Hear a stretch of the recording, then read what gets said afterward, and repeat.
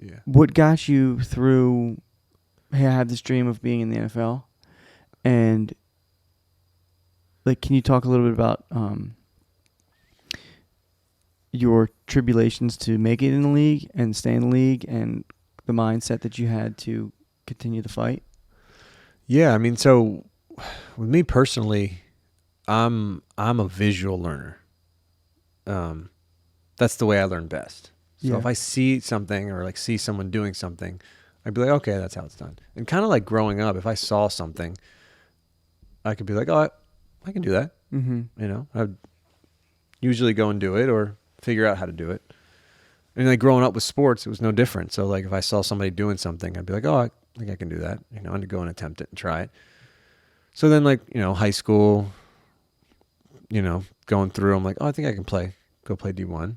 So I went and tried it. Right. Did it. Yep. And then with long snapping, I'm just like sitting there. I'm like, oh, I can do that. I can do it in the NFL. I can do that. And I just knew I needed a shot. Mm-hmm. And like that shot just didn't really come. So you graduated from college.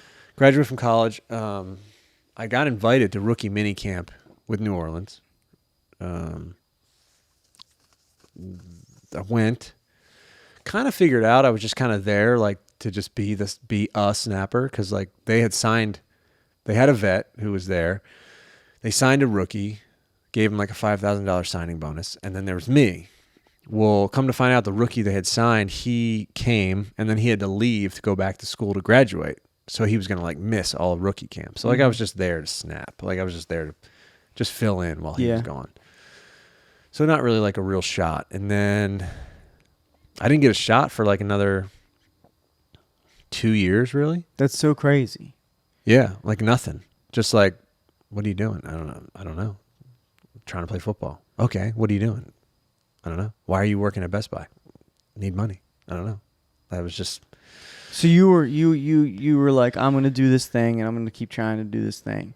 And you would wait around for phone calls and not get them and continue working at Best Buy. How did you stay positive through that? I don't know. It was hard. I like I said, I would see it and I'd be like, I can do that. I know I can do that. I know it. I just need a shot. I need to be able to prove that I can do it. And like having that feeling of being like, yeah, I know I can do that. I know I can do it really well. I know I can be great at it.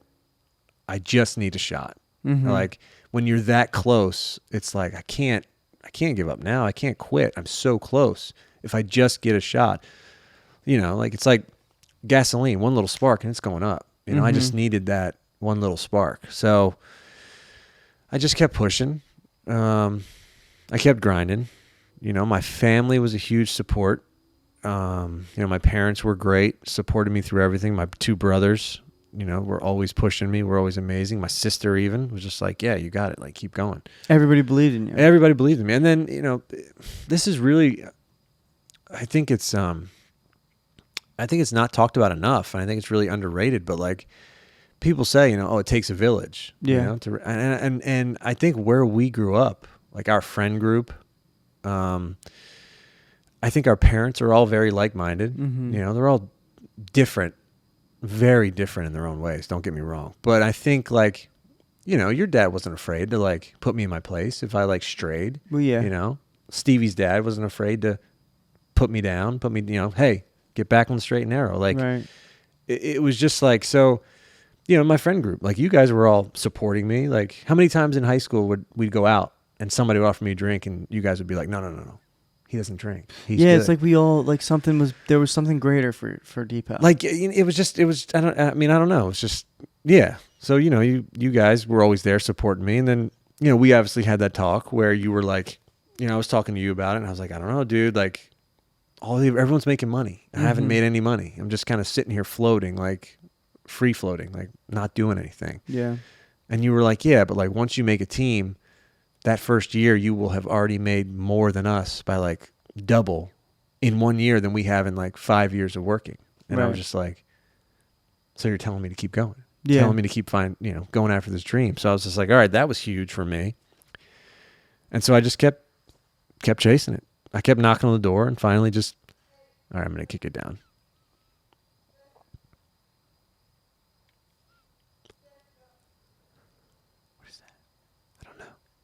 No one lives there, do they?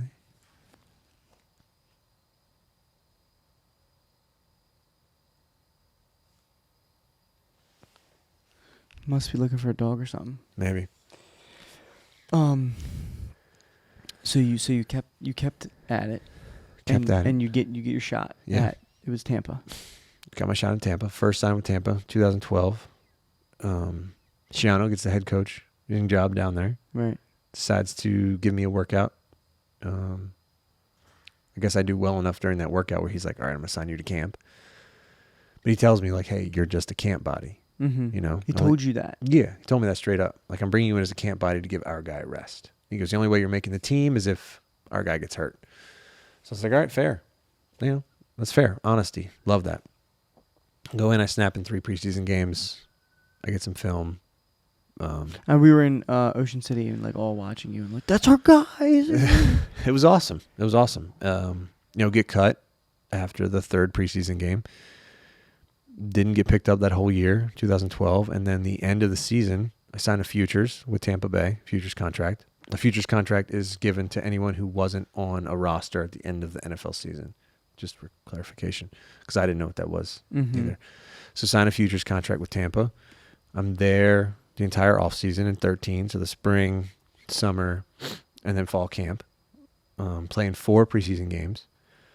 I'm the last person cut in 2013. So they made all their roster decisions. Then it came down to the snapper, and they're like, what are we going to do with snappers? Me and a guy named Andrew DePaola, awesome guy. They didn't know what they were going to do. And so we went out to practice that last day, and there were 54 guys on the field. There's only 53 guys on a roster. There were 54 guys on the field. I come off the practice field. I'm in the locker room. Did you have any like inclination or like? I really had no idea. I thought I played well. I thought I played well enough to earn the spot. You knew it was coming down to you or the other Andrew? Yeah, it was me or him, you know? Yeah.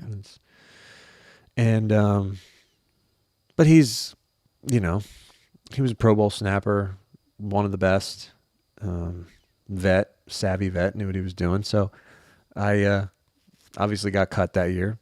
Came off the practice field, get in the locker room. Guy says, hey, I want to see you upstairs. I'm like, well, I know what that means. So I get cut in 13, and then I don't get picked up that whole year. I don't even get brought in for a workout. And then what's going through your head? Are you like, fuck this ever? Are you ever like, fuck this, I'm done with this shit? At that point, I was like, I got so close, and like, I thought I gave it my best shot, and like, it wasn't good enough. And I was like, damn, that hurts. Like that'll put you down. Right. Like that'll make you question a lot. And it did. Maybe I was like, damn, I gave it my best shot, and I didn't make it, Yeah. And I was like, damn, what do I do? And I think that's kind of when we had that talk that I talked about earlier. Just kind of leaning on my family, leaning on my faith. Still just having that feeling like I know if I get a shot, I can do great. So, the 2013 season comes and goes. No workouts, nothing. And you go home and how you making money? You're working at Best Buy or at that point, I wasn't working at Best Buy anymore. I was now working at my parents' bar restaurant back home. Yeah. And I think I even may have started. Yeah, and then I even applied and started working at Under Armour like later on in the year. And I don't sign a futures contract this time. Like trying to get in touch with Tampa, they're like, no, we don't know what's going on. So Shiano had gotten fired after that season. There's a little bit of turmoil. Not really knowing what I'm going to do. I'm like, I don't know what I'm going to do now at this point. So there's a specialist combine that's held in Arizona every year by a former special teams coach. He was a special teams coach with Baltimore back in the day. And I got in touch with him, had my agent get in touch with him, saying like, hey, can I, do your combine, do your event? And you have the same agent today as you did then? Yeah. Was he always like, dude, we're going to figure it out? Yeah. Okay. Yeah. He was very supportive. So, we get in touch with him, and he's like, yeah, absolutely. Come on. Yeah, let's do it. And this was March of 2014. I go out there, perform in his combine. I was the only snapper to get a perfect score that year in his combine. I remember there was like 3 or 4 teams that had reached out after the combine, like, hey, we're interested. We want to take a look at you. Want to bring you in for a workout. You think any teams were like, oh, just forget the numbers. He had a perfect score, but he's 4 years out of college. Like that just doesn't happen, or 3 years out, or whatever you were. I don't think that's very uncommon, especially with a specialist position. Okay. You know, just because there's only one. You only get one kicker, one punter, one snapper on a team. And I think if a guy's 2, 3, 4 years removed from college, I don't think that's very... Okay, yeah. All right, well, I didn't know. And so then one of the teams that reached out was Tampa. My agent was like, hey, I never believe this. Tampa reached out. And I was like, oh, great. You know, love to hear what they had to say. And he was like, yeah, they want to bring you in for a workout. And I said, okay, cool. Like, they're like the third or fourth team to call. So just, I'll make them the third or fourth team I work out for. And they were like, oh, no, we want to be, you know, we want to be first. And I was like, well, no, you weren't the first team to call. I kind of want to be fair. Mm-hmm. And they were like, all right, if we just offer you a contract, will you just take the contract? I was like, well, yeah. Like without a workout? Yeah. Yeah. And so they were like, all right, hold on. So we got off the phone. They called me back like 5 minutes later and they were like, all right, we're offering you a contract. I was like, okay, I'm going to sign it. Like, let's go. So they're like, great. So flew me down. Sign you. You're on the team. Signed me in May. Going through spring workouts in May. And they were like, hey, just so you... And it was me and another snapper. Name was Jeremy Kane. He had snapped in Jacksonville for a couple of years. And they were like, hey, just so you guys know, this is an open competition. Like, we're going to... Whoever gets it, gets it. Like, there's no favoritism. So I was like, all right, sweet. Go into camp. I'm snapping great. I think I'm playing well. At this time, I'd gone through it definitely once where it was an open competition, but 2 camps before, and I'm just like, I'm just going to enjoy it. Right, you know? Right. I gave it my best shot. I can put my head on the pillow and sleep at night. Like, oh, well. Nice. Played in the game. And then you're free. And then... Now you're free. Yeah. Now I'm just playing. Just play. Just enjoying it. Yeah. Played in the first preseason game, did great. Second preseason game, did great. Third preseason game, you know, again, thought I did great. Now, the way they did it was the first preseason game, we went back and forth. He'd snap, I'd snap. He'd snap, I'd snap. Second game, he got the first half. I got the second half. The third game, I got the first half. He got the second half. So you go through a round of cuts after each game. Mm-hmm. First game's 5, next game's 5, third game's like 20. And I remember I'm out on a boat with my buddy who's the kicker. And they had released the cuts. And I was like looking at him. I'm like, okay, well, my name's not on there. I didn't get a call. My name's not on there. Like, I'm good. Phew. Made it to the next round. And he's looking at it and he's like, dude, check this out. And I was like, Bubba's on it. And I scrolled to the top and Jeremy was on there. And I was like, oh shit. Sucks. I was like, yeah, like, damn, I've been in that situation, but it sucks. Yeah. there's only one. Right. And they cut the other one. Yeah. So I'm like, I think that's pretty good for me. Right. Called my parents, told them. They were super excited. My mom cried. And then the next day, I go into the facility. I see Lovie Smith. I'm coming off the elevator. He's walking down the hall. And he goes, hey, just want to say congratulations. Wow. And I was like, oh, okay. I guess that means I made the team. Yeah. And that was kind of like, wow, I made the team. But then I made the team and I'm like, okay, now I have to prove them right. Right. Now I have to be like, I'm here. All of a sudden, again, you can't put your head on the pillow. No, I can't I can't exhale. Like, right. Like, you want to enjoy it, but at the same time, it's like there's work to do. Yeah. Now you got to go to work. Of course. So now it's time to, like, all that work behind you. It's now time to, like, you've got your shot.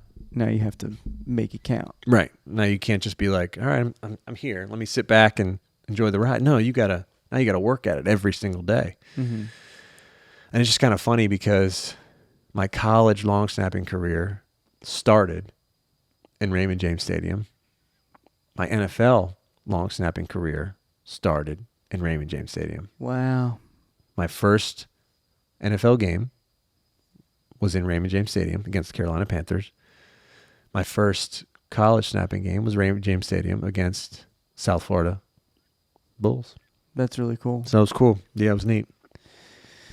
Raymond James Stadium is probably like 200 miles that way, whichever way it is. One of these ways. West. Yeah. Okay, so Tampa, you were at Tampa for a couple of years, right? Mm-hmm. 3 years. And they loved you, and it was a great time there. Mm-hmm. And then you moved on from Tampa, and you went to. Well, I was cut. You were cut from Tampa. I was cut from Tampa. Yeah. I tore my ACL January 1 of 2017, so that's 16th season, the last game of the year. Tore my left ACL. And my contract expired in March, so they just let my contract expire. They were like, "Yeah, you're good. You need to go rehab on your own." I got surgery, rehabbed at the facility, and then. Do they does that doing you dirty? Like not letting you rehab there? Or? I mean, I don't know. I'm not upper management. I don't really know too well how all that works, and that was a different CBA, so I definitely don't know how all that worked back then. But I was like, well, what is it to them to extend me like a 1-year minimum offer? Let me rehab there. Let me do all my training there. Let me see if I can get back to as well as I can get back under the most advanced facilities in the world. Right. Instead of being like, oh, okay, yeah, now you have to go on your own. Like, go find a rehab facility, go find a field to run on, go find some footballs to snap. Right. I just didn't sit well with me. I was just like, okay, you just can't do that, but all right. It's a business. I hate that, by the way. But it's an excuse, dude. It's an excuse. Yeah, it's a crutch. Like, we can hide behind this curtain, and we're safe. We don't need to be naive. Yeah, it's a business, of course. Right. But they're real lives here. I mean, these are real people. Right. It's not just like, we're not AI. We're actual human beings. We might be AI. So Tampa cuts you. Yeah. But you say, all right, well, it's because of my ACL. I'm just going to recover, and I'll get back on a team. Yeah. So I got surgery, went through the recovery, the rehab, came back in 6 months, was like cleared-ish. Started taking some visits to some teams that were interested, and they were like, hey, let us know the second that you're cleared. We're going to sign you. And Tampa calls. And they're like, hey, we heard you're cleared. I said, yeah, I'm cleared. And they're like, all right, we want to bring you back. I said, well, no, again, you're like third or fourth on the list. Like I was talking to these other teams, and I've already got workouts lined up. And they're like, oh, okay. And again, they were like, well, if we just offer you a contract, will you not work out for them and just sign? I'm like, well, yeah. I mean, I knew I was going to get a contract offer from these other teams I worked out with, but it's just kind of like, having one in front of you is just hard to say no to. And I wanted to go back to Tampa. I did. I wanted to go back. I'd been there for 3 years. I'd made relationships, friends there. So I was like, I wanted to go back. So I signed with Tampa right before the third preseason game. Didn't play in the third preseason game. Played in the fourth preseason game. Wound up getting cut after the fourth preseason game. They're like, we're still worried about your knee. I'm like, all right, fair. Nothing I can do about it. But why'd you bring me here? I could have been somewhere else already. I don't know. Yeah, exactly, but worked out for the best, because then I wound up getting claimed by the Chicago Bears 2 days later. And I found out I got claimed by the Chicago Bears. Funny enough, so my phone starts just bling, bling, bling, bling, and it's Twitter. And I'm getting all these like new followers. I'm like, yeah, that's weird. And I'm like, wait a second. So I click on them, and I'm like, let me see who these people are. And they're like Chicago-based sports writers. They're all like Tommy Sheboygan. Yeah, yes. They're all like Chicago-based sports writers, and like a couple like Chicago Jimmy Pack of fans. Sausage. And I'm like, why are these people following me? Then my roommate from college, Malist, you remember Kevin? Yeah. He calls me, and he's like, hey, yo, like, and his first team in the NFL was the Bears. Mm-hmm. So he calls me. He's like, bro, Chicago, like, you're going to love it. I got to tell you all these spots to go to, like this town to like live in. And this, I go, Kev, what are you talking about? He's like, what do you mean? I go, I have no idea what you're talking about. He goes, have you talked to your agent? I said, no. He goes, call your agent and then call me back. And I'm like, okay. In that moment, my agent called and was like, all right. So I click over to him. I'm like, what's up? He's like, man, I know, we're gonna persevere. He's just trying to like play it down. I was like, Sean, did I get claimed by the Bears? And he's like, oh man, I was trying to fuck with you. Yeah, I was trying to mess with you a little bit, but like you got claimed by the Bears. I'm like, oh, cool. Kind of already knew that, but thanks for, I guess, confirming. Right. And he's like, yeah, they're gonna fly you out tonight. They'll call you here like within the next couple of minutes and just kind of get everything squared away and whatnot. So, yeah, I got claimed by the Bears, was there all of 2017. That was kind of like my free, like you said, playing free. I just was having fun. Wasn't worried about how well I did. Wasn't worried the snap went over his head or if it was a perfect snap. I was just having fun. I had a really good time playing there. And, yeah, had a great year, and then was a free agent, went into free agency that year, wound up signing with Oakland. Well, here's Oakland, correct me if I'm wrong, is kind of like where things got a little weird, right? Yeah, what do you mean? I mean, did you miss a season in between there? Yeah, so like 2017, I played in Chicago, and then free agent in the spring of 18.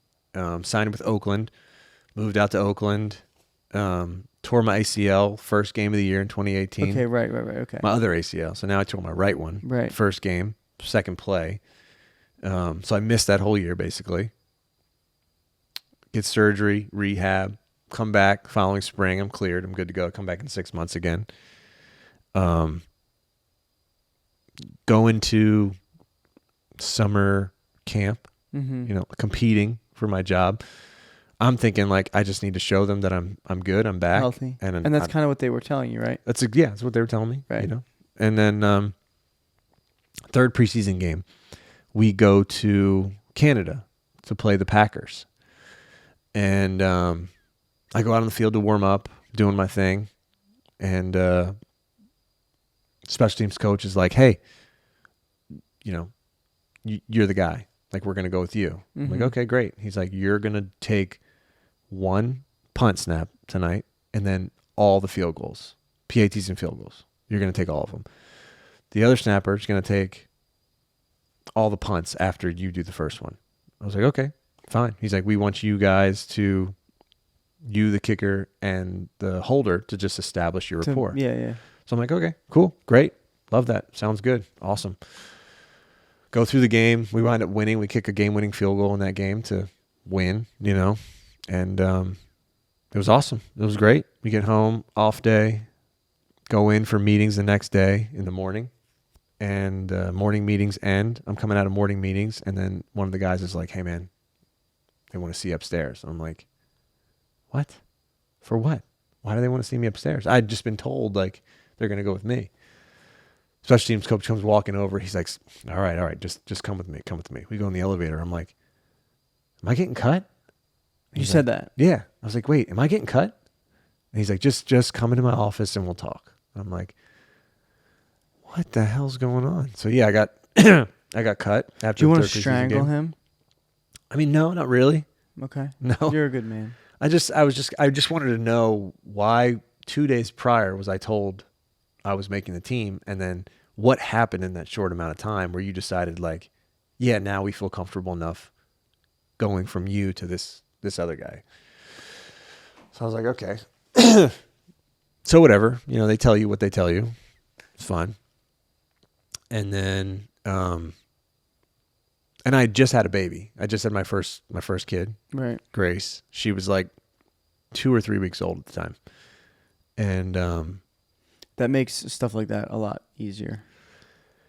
yeah. Well, and harder because like financial, but like easier. Like you go home and like you're just like you melt with your baby. Yeah. I mean, that was easy because, she could take my mind off of it. It was my first kid. So, but I think it's a Monday. Yeah, it was a Monday. I got cut. I go home. I tell my wife, like, "Hey, I got cut." She's like, "Okay, what are we going to do?" I said, "All right, well, let's just hang out here for a couple of days. Like, there's no rush. We have our house until we say we don't want it anymore. So let's just hang out here for a little bit, take our time packing. We'll move back we were living in Florida at the time. I said, let's move back to Florida and figure it out from there." Well, I get a call from the Panthers that day saying like, hey, we want to bring you in for our last preseason game. Our guy bumped his thumb. We just want to hold him out, make sure he's good to go. So I'm like, I don't know. Like, I'm in California. We're trying to move. My wife just had a newborn. I don't know if that's going to work. Mm-hmm. And she was like, no, you have to go. I was like, what do you mean I have to go?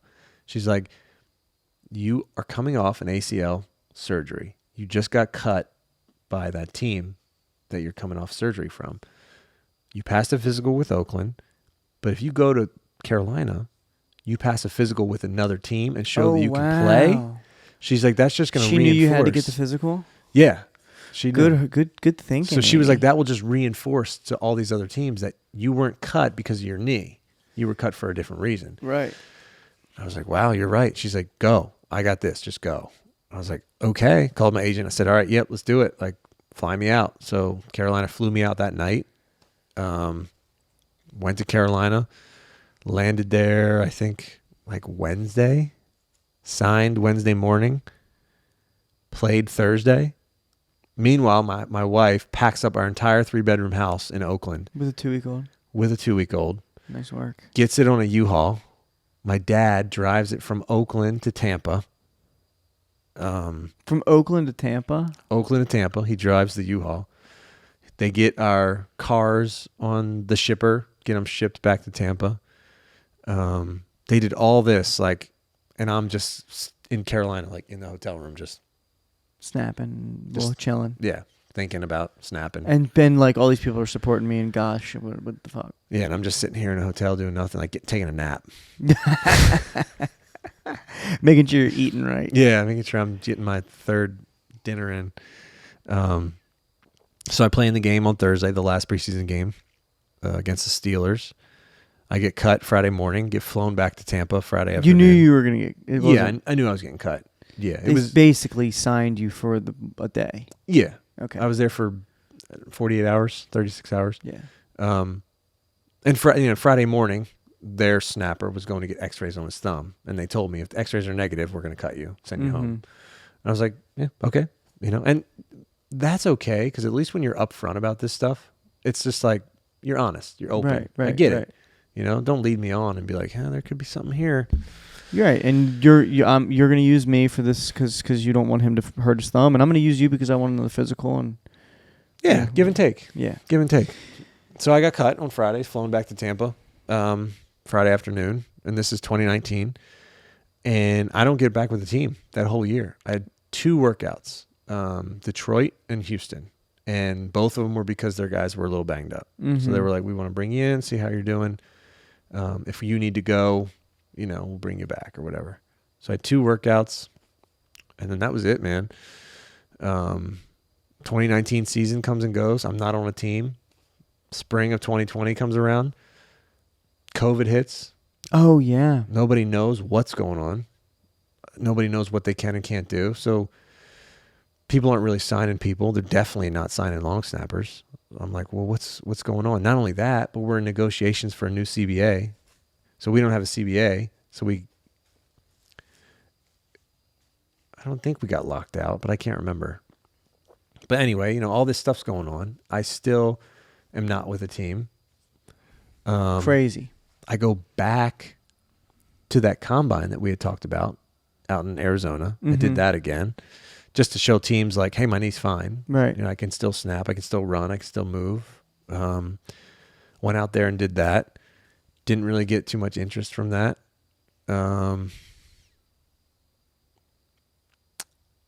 Yeah, no spring signings. Got into camp. Nobody signed me for camp. And then... Are you thinking it's over? No, I'm not thinking it's over because my agent had talked to a handful of teams, and each team had said, he's our number 1 guy if our guy goes Yeah, down. I remember having those conversations with you, like, hey, what's up? And you're like, some things are in the works, basically. It's like how our conversations always went. Yeah. And so that year with COVID, 2020, when a team brought you out for a workout, it was like, it used to be like, hey, fly you in Monday, you work out Tuesday, we fly you out Tuesday night. Well, COVID rules, it was fly you in Monday, you had to pass 3 COVID tests. So Monday, Tuesday, Wednesday. Then you'd work out Wednesday afternoon, Wednesday morning, whatever it was, and then they'd fly you out. So you were there for like 3 or 4 days. Mm-hmm. So that was my week. So stupid. I would leave on like a Sunday or a Monday, test, COVID test, Quarantine or whatever. quarantine in a hotel room, work out for the team, and then they'd fly me out. And then 2 days later, I just started all over again. So I was working out for, seemed like everybody. And that was just kind of my life for like the first like 10 weeks of the 2020 NFL season.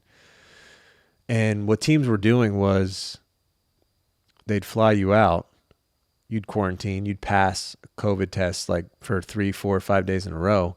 And then if their guy tested positive, if they needed to fill a gap, right, you were there and they know you have negative tests, so they just sign you. Were you getting paid to fly out? No, you're not getting paid, but they're paying for your flight, your hotel, and your meals.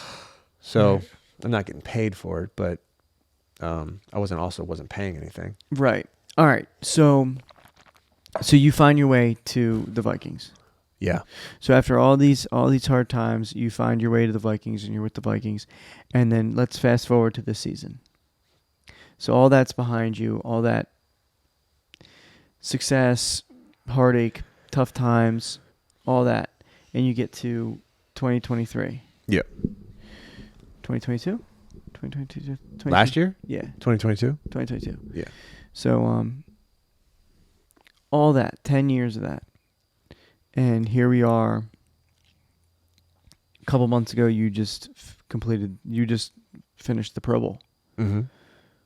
Crazy. Nuts. Yeah. All pro. Still weird to hear you say that. It's amazing. Yeah. It's really, really freaking cool. It's awesome. It's cool. And the Vikings have been really exciting to watch. As just a guy. Shit, I wanted to wear my DePaola jersey. Damn it. Because when I'm a Ravens fan, but and you guys play at 4:00 a lot, so I would watch the Ravens game. Me, Julian, my son, whatever, Aaron would watch the Ravens, and then when the Ravens were done, we'd turn on the Vikings game, and I put on my Depot jersey. Mm-hmm. So anyway, but very exciting. But this season, there were. I mean, how many games did you guys win by a field goal? We had 11 one-score games that we won. We were 11-0. And quite a few of those, like, you had to snap and your kicker had to kick a game winner. Yeah. Yeah. We hit a 61-yard game winner against the Giants. I think that was Christmas Eve. We had a couple kicks that weren't like true game winners. They weren't like they were like zeros on the clock. But right. They turned into they were game winners. Huge kicks. Yeah. Yeah. And, you had it's a Pro Bowl snapper seats. Like, you had to put it on the holder, like, high pressure situation, deliver. Mm-hmm. Deliver. Yeah. Like, it was and I can't imagine, it's like, it's probably harder for your mom and dad to watch those moments than it is for you to be living them. I would say with 100% certainty it's that way. Yeah. Because for me, I don't think about that at all. Like, the way I kind of think about it is there's a stadium of 70, 80,000 people and probably millions more watching at home. But there's like 5 people that are watching me in that instance. And I know all of them. So if I do bad. There's like 15. Yeah, okay. I was like 15, maybe 25. It's like 20 days. But I know all of them. I know, and they're all my family and my best friends. So like, if I do terrible, you guys are still going to love me. We're still going to be friends. Like, my family's still going to love me. So it's like, oh, well, they're watching the kicker. They're watching the kick. The pressure's not on me. I mean, you can't fuck it up. No, but again, those eyes aren't on me. They're watching the kicker in that moment. And you've done it a million times. I've done it a bunch. So, I mean, it's not really, no. It's just 8 yards. Yeah. But, still, like, you don't need to downplay it. It's a huge, you're the guy that's got to get it back there. Yeah. If it doesn't get back there, it doesn't get kicked. Right. So, I mean, that's a big deal. Right. Yeah. So it's cool to watch you in those moments. And it just felt like this season you were in that position more than in the past. Maybe because the team was competitive and the games were close. But Yeah. and you didn't. I mean, as far as I know, you didn't. It was on the dot every time. Has to be. Yeah, if you want to be all pro, freaking amazing. So you say like everybody's watching the kicker, and I have to confess that I'll be watching the game, and I've been watching football my whole life. I've never watched a long snapper. Yeah. In those situations. So I'm like watching. I'm like, come on, Depot. Shit, I didn't watch the snap. I was looking at the kicker, and I like rewind. This is my job, and I do the same thing. I'll be watching just a random NFL game Sunday night, Monday night, Thursday night, and the punt or field goal come up, and I'll just be like, oh, I don't even know. Like, what happened? Where was the snap? But maybe it's because I'm biased, and I just love you so much, and I'm so proud of you. But maybe I'm biased, but I don't think I'm biased. I'm pretty sure, like, every time I watch you snap, I'm like, God damn, that's a crisp snap. Straight back to the guy, hit him in the gut, punter, pew, pew. And then I'll watch, like, other snappers, and it's like, pew. Like, well, thank you. I appreciate that. I mean, it's probably... I don't know. I think there's some really... I think there's some guys around the league that have some pretty good zip. And I think there's a couple guys, maybe even more than a couple, that have more zip than me. Now, I don't know if I'm the best judge of that. Maybe you could ask, the guy catching it. Yeah, the guy catching it. But it just feels that way for me. Yeah. Zip. Zip. Do people talk about zip? Zip is talked about. Zip is brought up a lot. How do you measure zip? I think it's a feeling. It is. It's a feeling. It's a sixth sense. Yeah. If you can sense zip. Yeah. Yeah. I mean, my punter will come out. He's like, "Deep, a little zippy today." I'm like, "Sorry, I'll tone it down." He doesn't like it zippy. No, I think they like a clean, catchable ball. More crisp than zippy. Crisp, just something that they can catch that's just there, just out there. Zippy, you gotta like concentrate a little more. Like you gotta like, all right, I really gotta catch this and make sure I got it. Catchable balls, like I got this, and you don't even think about it. They want it to arrive. Yeah, that's a good way of putting it. They don't want it to they don't want it to hit them or sneak up on them. No, they don't want it to get there. They want it to just slide into the station. Mm-hmm. Yeah. Cool. All right. And what I really want to do is I want to talk about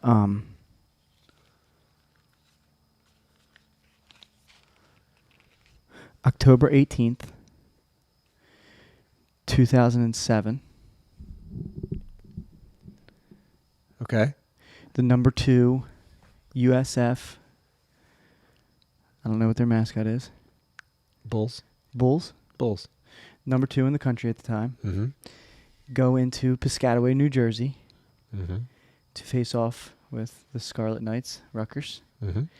Big time underdogs. I don't know about big time, but we were underdogs. Unranked. You weren't in the top 25. I can't remember. Probably not. I think we had two or three losses at that time. Pretty good team though. Ray Rice. Yeah. A couple. It was probably the height of Rutgers football, I would say. I don't know. Also though. That's a good argument to make. I think we had a ton of talent that year. Yeah. Might have underperformed, but yeah, a lot of talent. So, sorry. So anyway, they come into town and you guys upset them, and you played a huge role in that upset. Mm-hmm. Can you tell me? Can you talk about what happened? What you did? Yeah. So like that whole year, I was a holder on field goals, and that whole year we had been running, 2 fakes. Pass to the right was called razor, razor, and pass to the left, I don't remember what it was called because we didn't call it in the game. Well, it'd be hard for you to get over there, right?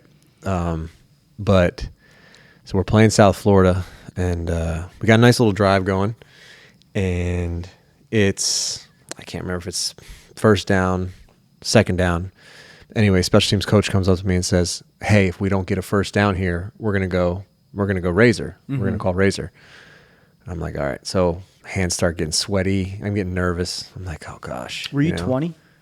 I was 20. Yeah, 20. I was 20, and putting water on my hands and wiping it off with a towel, trying to get the sweat off. And then we convert. So on third down, we convert. I think it was a run to Ray, and so I was like, "Whew, all right, I'm good."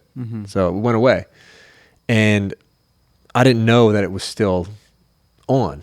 I thought if we didn't get it, we were going to call it. If we got it, we're just going to keep trying to move. Right. So anyway, third down comes, and we're like, all right, field goal ready, and we don't get it. And the whole plan was Shiano was just going to go nuts on the ref to kind of just like draw as much attention to him as possible. Yeah. So he starts running, going nuts on the side. The poor guy. War games. Yeah. Poor sideline ref is just hearing it from Shiano. And I'm running down the field calling field goal, and I hear my special teams coach go, razor, razor, razor. And I'm like, wait a minute, razor. That's the fake. Mm-hmm. And I'm running out like, oh, all right, it's on. This is razor. And Shiano's still giving it to this poor ref. It works beautifully. And I guess I didn't have time to be nervous because at that point I was like, all right, well, you thought that once the third down was converted that the razor call was out the window. Yeah. And then you stopped being nervous. And then things happened in the game as they do, and field goal unit, you're not even thinking about razor. Right. And then he calls it, and yeah, so we run out there, and I take my mark and look back at the kicker to make sure he's good to go. And their starting middle linebacker, never forget his face, but forget his name.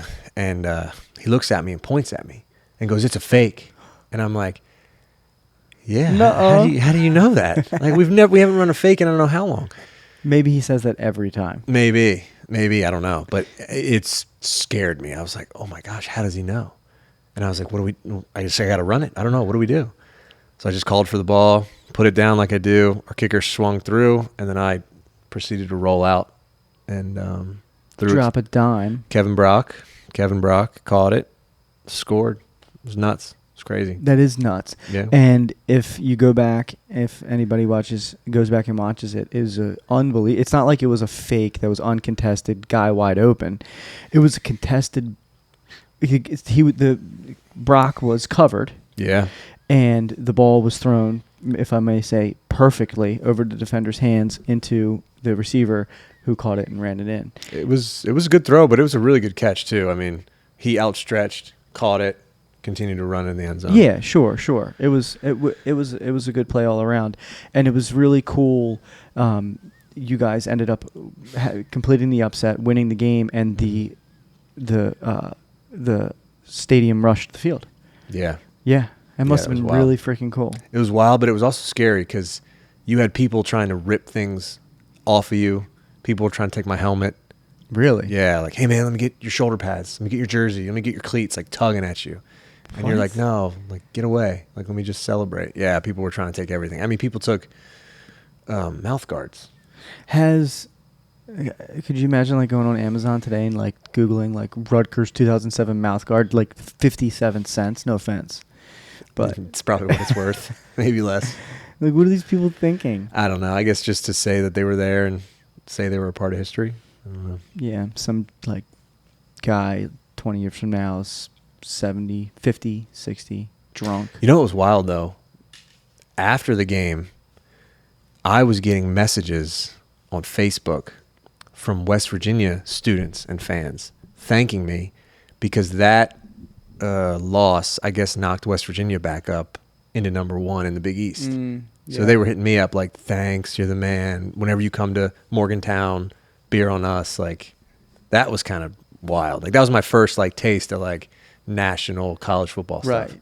And that was Sports Center top 10. Was it the top play? Number 1, yeah. Yeah, number 1. How good. That was awesome. So fucking cool. And I don't know if I ever told you this story or this part of the story, but it was a Thursday night game. Yeah. And for whatever reason, and our friends me, Trevor, Albert, we lived in Towson, and some of them were playing Xbox at the time, Halo, and they were playing online. Did I ever tell you this? No. And they're playing online, and some kid online that we don't know, some random ass kid that was playing with them, it's like, oh my god, Rutgers just completed a fake field goal for like a 40-yard touchdown against number 2 USF, dude, a fake field goal, and we were like, Deepo's the holder, that's our guy, and we like quickly, we should have been watching the game, we're assholes, but yeah, that was cool. It's funny how many people remember where they were watching that game. Like how many people have come up to me and been like, I was in a bar with that game on, or I was at my in-laws or doing something and I remember that game, or I was like, yeah, I know him, stuff like that. It's pretty neat. It is. It's really cool. And I think that people do that maybe because when you remember where you were when you saw it, you become a part of the moment, maybe. Like personally, or at least in your own head, you become a part of the moment. I guess like it's your way of being there. Yeah. I guess. Yeah. So to speak. Yeah. So, well, that was your coming out party. That was a fun time. That was a cool game. And I forgot the best part. So, Flea and his dad were at the game. Yeah. And I remember he hopped the fence to rush the field, came up, like gave me a hug and a kiss, and then ran in the crowd and never saw him again. He's gone. Why would he bail on you? He just wanted to enjoy the moment. He ran in the field with everybody. Well, yeah. He was probably trying to take stuff from people. Right. He was trying to get his hands on some mouthpiece. Probably. He would wear it. He would probably be wearing it to bed right now. Probably. Knowing that guy. No offense. No offense. It's just him. We love him. That's him. He's the best. So, yeah, man. I mean, we, coming up, kids and in high school and whatnot, like, we all took it all very serious. Football, sports, but you took it another level of serious. Not serious in a way where you walked around grumpy or anything, but you put in the work that was necessary. You abstained from things that other kids were, partying and drinking and all that stuff. So it's like, it was cool to, see as one of your friends, see you put in work. And then when we were just, young, I mean, just the fact that you went D1 and were on a D1 team was cool for us. And then for you to have that play that we're talking about, and then spend your time at Rutgers, and then so that was really cool as like a bystander witnessing, and then just to see what you've done the last however many years, going from a highly touted quarterback in high school to basically you were a backup quarterback, found your way into that holding role where you throw a touchdown, you spent some time at receiver and moved around, and then how did you get to long snapper? So long snapping, just the act of it, something I could always do. I don't know why. It just kind of came natural. I remember when I was a kid, my dad would do it, and I thought it was like a party trick. Like I thought it was just something like fun and funny. And so your dad could long snap? Yeah, he could chuck it back there. Yeah. I remember being in my front yard watching him do it. Like, really? It's not. I'm like, that's not a real thing. It's just like a trick somebody could do, Right. And then I would do it just to kind of like go along with like the fun and the funniness, and but I never knew it was an actual skill, and so it was something I could do. And then when I got to college, I never saw the field as a quarterback, and you say I'm a backup quarterback, but like I was the backup's backup. Like I was so low on the depth chart, and when you're a walk-on, especially a quarterback at a D1 college, it's tough to really get up and crack the depth chart because you got however many scholarship guys in front of you, and they're going to get their chances, and even when they fail, they're going to continue to get chances. So right. I just was like, there's got to be a way I can get on the field and do something. So that's why I was a holder, switched to receiver, did a bunch of special teams, And then we were always looking for guys that could long snap. I mean, I remember we had individual long snapper tryouts at Rutgers just during the year, just looking for guys that could do it. Really? So I thought, okay, this is a way to increase my value to the team, a way to get on the field, just something to kind of get on the field, you know? And I worked on it, not a lot, but before practice, after practice, whatever I could kind of do just to kind of work on that while also trying to be a quarterback, while also trying to be a receiver, play special teams. So it's 2008. We're playing South Florida again. Really? In Tampa, at Raymond James. We score a touchdown, and we're kicking a PAT right before halftime. And a guy jumped and fell on our long snapper's knee and tore his ACL. Oh, shit. So I'm the quote-unquote backup, more like an emergency guy. And we go to halftime. And I remember Coach Schiano looking at me and being like, hey, you stay out here. Don't even come in to get the halftime adjustments. Stay here and snap. And so my special teams coach stayed. The punter stayed. And I just snapped to him. Snap, snap, snap. And I can remember Schiano leading the team out of the tunnel at half, coming out. And he runs right up to our special teams coach. And I can remember him being like saying something. I couldn't hear him, but I can remember seeing him. And our special teams coach was just like, we're good. Like, we're good. And I was like, all right, must be me. So I snap in that game, recovered a fumble. In that game? Yeah, it didn't count because we got a penalty. But snapped in that game. I think there was like 3 or 4 more games left in the year. It was kind of towards the end of the year. So snapped in that game, snapped in the bowl game. Bowl game was wild, by the way, that year because I was the backup quarterback, backup receiver, and the starting long snapper. So I would go to QB meetings, receiver meetings. Long snapper didn't really have any meetings, but like that's what I would practice. Do you hold your own long snapper meeting? I would. Yeah, I would just lecture yourself. I would just be in there with me, kind of just going over it, sitting down. Snap, long, snap to the punter. Got it. And so then and then the next year was 2009, my 5th year, and Shannon was like, "Hey, look, we don't have anybody else that can do it. You have to snap." Mm-hmm. I was like, "All right, no big deal," because I thought I was going to play receiver too, because I'd played receiver the year before. You'd be the only if you were a receiver catching passes, you'd probably be the only receiver ever to catch balls and snap in the same game. Maybe. I don't know if that's ever. I don't know either, but it's a good claim. Yeah, it is. And so 2009, I just snapped, and I was frustrated because I wanted to play more receiver. You know, I'd played like an actual position. Right. You know, I mean, and you had put a lot of work into that position. Right. And you know, specialists don't get a lot of love, a lot of recognition from the rest of the team. So I'm like, no, I want to play receiver. I want to play like, no offense to my fellow specialist brothers, but I want to play real position. Right.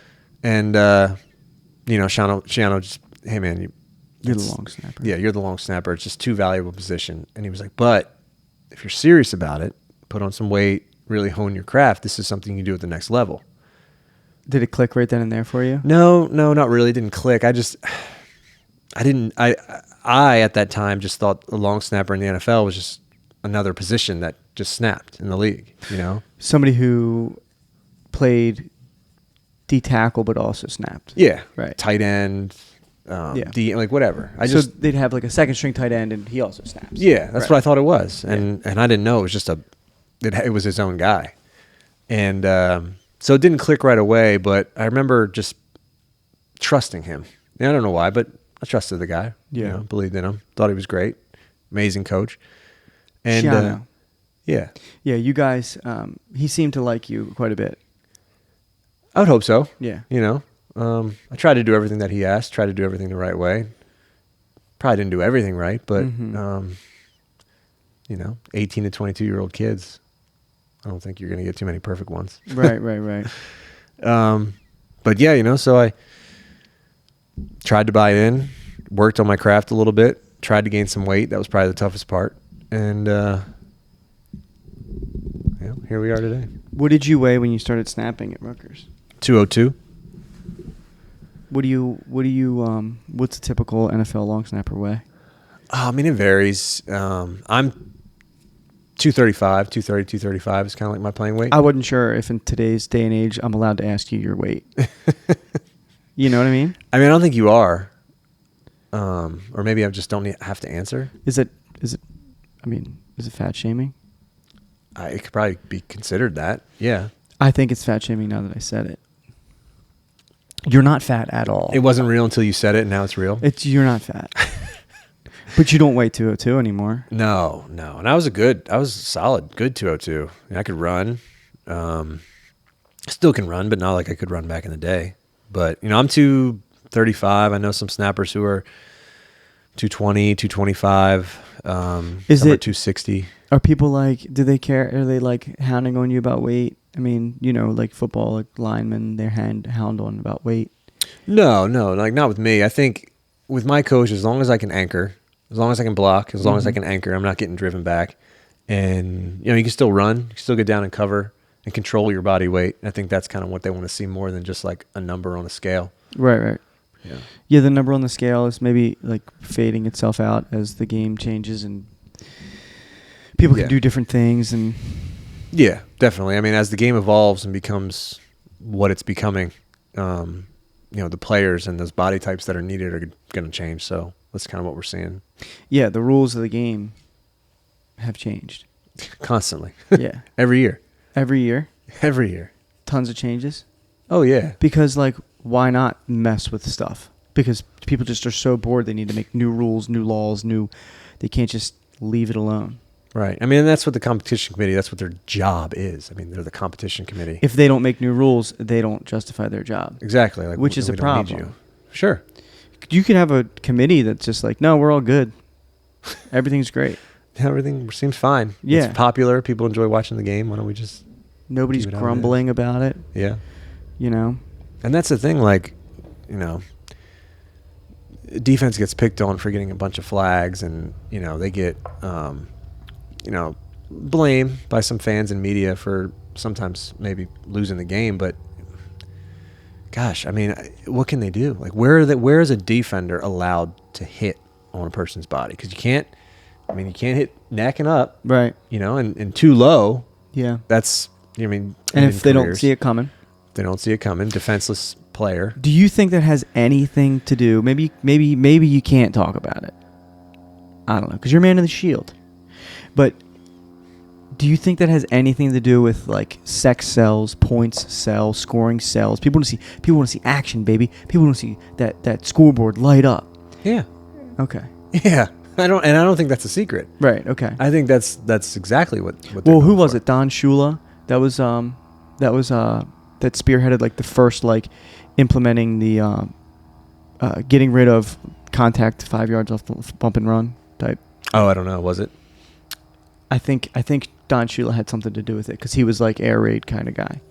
Maybe. I mean, that makes sense. But I mean, you got to think. I mean, do you want to watch a 6-3 football game or do you want to watch a 37-31?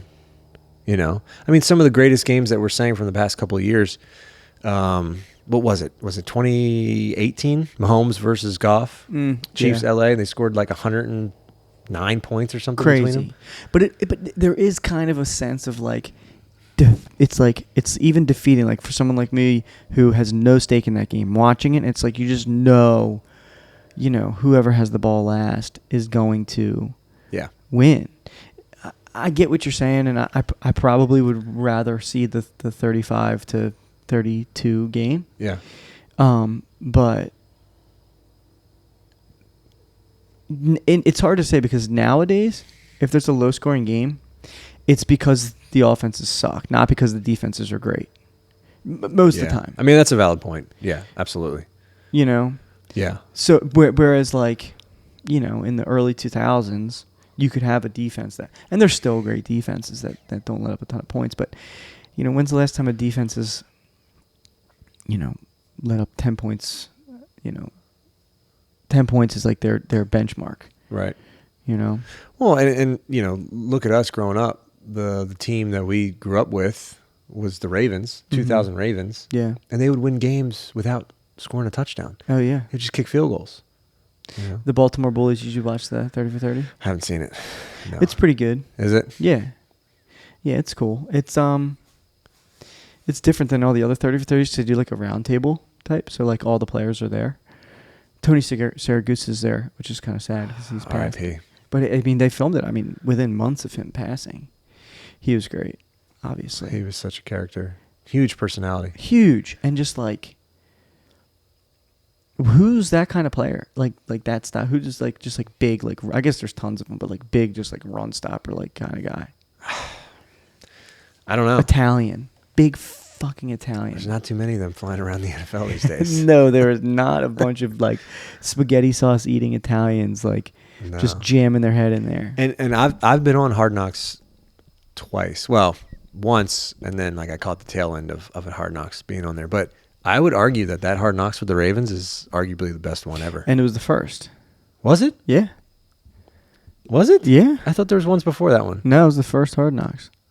Gosh. I mean, first and dude, best. it had Ray Lewis and Saragusa. Shannon and Sharp. Shannon Sharp. I mean, come on. Mm-hmm. Woodson. Woodson. Yeah. It's a good team. Yeah, it was really cool being like 13 years old watching that. Yeah. Watching those guys. Very impressionable age for us. I mean, obviously we remember a lot of it. So, Well, something else that was cool to like tie in the Ravens and us was in high school when we got to go down on the field and do the receiver thing, whatever, the quarterback thing. It was more about the quarterback than back then it was just the longest throw. You just threw it as far as you could, but we got to warm up on the field before the game. Me and you just playing catch. Yep.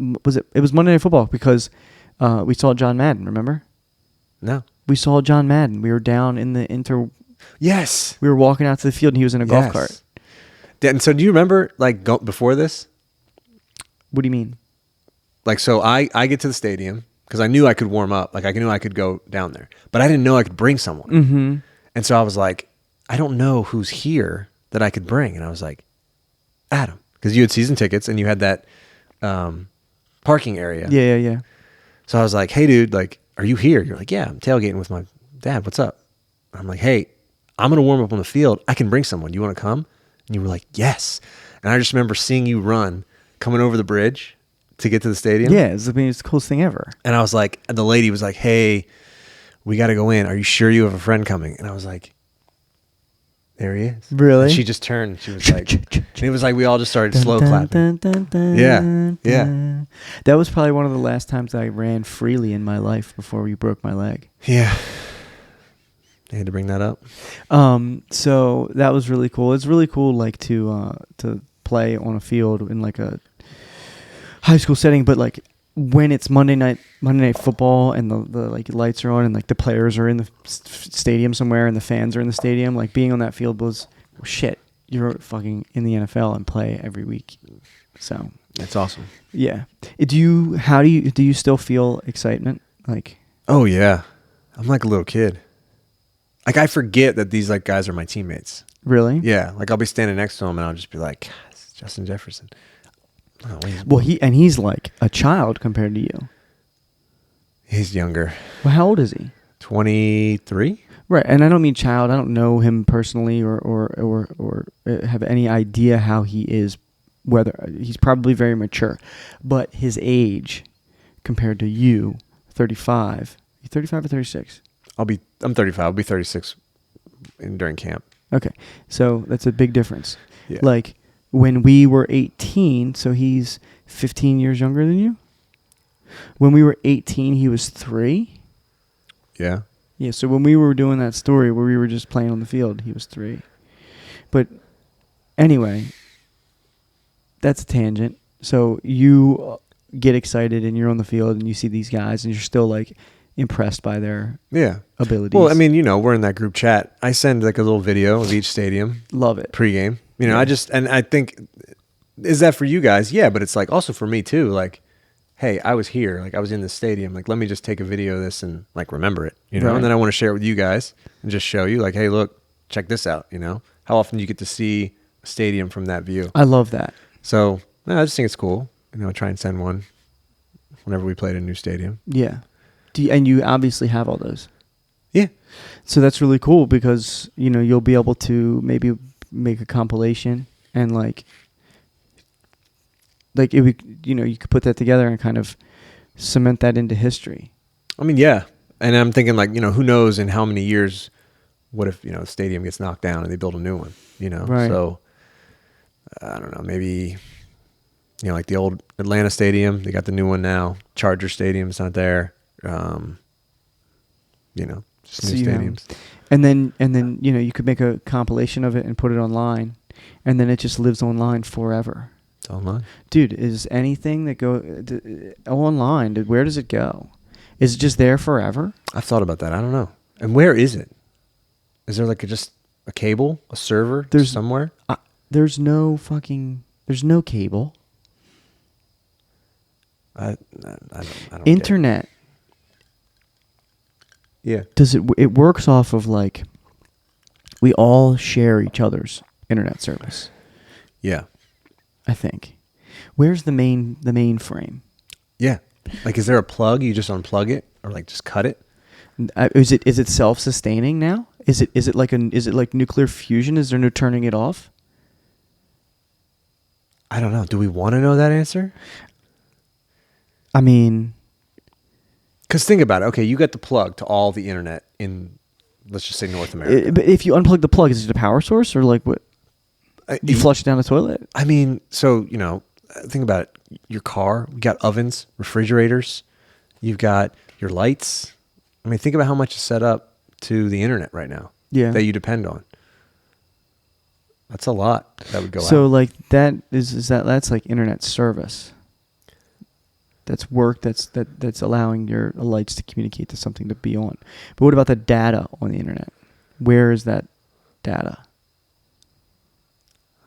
Dude, I don't know. I have no idea. I don't know who has it, who has access to it. I mean, it's being sold, but what are they buying? What are you buying? You're just buying a bunch of data? Yeah. You know what they're buying? I'd love to. Because people like say like, I don't care. I'm not a criminal. Like they can take, you can watch me. You can take all my shit. All my texts. Yeah, you can see all my dick jokes with my friends. I don't care. Or you can see what I'm watching. I don't care. You can watch me in my house. I don't do anything. I'm not a criminal. They don't want to catch criminals. They want to gather big data so they can take the data and then they can put people in boxes. And then they can say, all right, Andrew DePaola likes this kind of movie, this kind of music, he talks this way. He most likely aligns politically this way. We know all these things about him. Now, since we know everything about him, we can manipulate him because we know what makes him tick. And then they take you and 10 million other people and they put you in this box. This is how you manipulate these 10 million people. This is how you manipulate these 10 million people. You want these 10 million people to vote this way? This is the best way to do it. You want these 10 million people to vote that way? This is the best way to do it. That's what I think selling big data is all about. And maybe like if you're like taking a stand against TikTok because they're stealing your data, maybe like TikTok already has your data, China already has your data, U.S. government already has your data. Like, it is too late, maybe perhaps, but it doesn't change the fact that like I believe that's why they're compiling that data. Like, it is for mass manipulation. So like, if you know what kind of movies I watch, movies, you could probably think about like what kind of sense of humor I have, right? Personally, if you know what kind of sense of humor I have, like you could make correlations between other things. If you tried hard enough and put it into a computer and had it analyzed enough, you'd probably be able to manipulate me to make decisions. But do you think that there's times where like that data doesn't correlate? I think for sure. I think there are outliers if we're saying the 10 million people in a box. Yeah. I bet you there of course there's a certain percentage of people that are like they can't crack. But the lowest common denominator, the mass majority of people, enough to sway the vote, sway the scales, do whatever. I think that they can pinpoint it for sure. And then as AI gets better, I think that they'll be able to analyze it and pinpoint it even better, and they'll be able to freaking know your thoughts.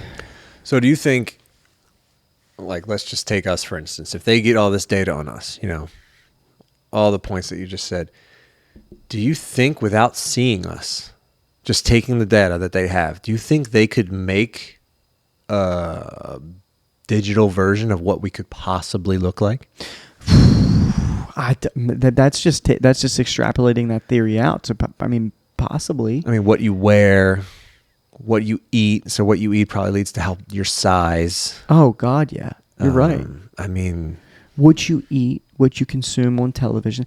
You know, Yeah. this kind of person, the person that watches The Bachelor, typically, you know, they can get you into demographic, man, Mhm. woman, race. They could probably get you there. Yeah. So I mean, if they can get you there, and then they have that, and then they know what you eat. Fuck yes.